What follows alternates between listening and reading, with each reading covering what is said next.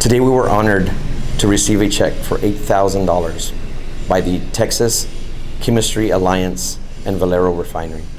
It's going to help us grow our Dia de los Muertos welding competition and also help benefit the scholarships for the Dia de los Muertos welding competition. A big thanks to TCA and Valero. Thank you so much and appreciate it.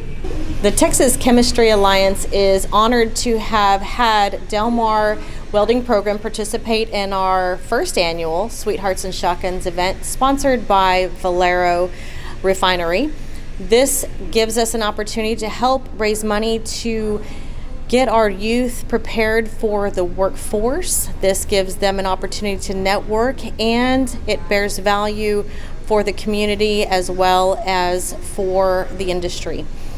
We look forward to next year and look forward to everyone's participation.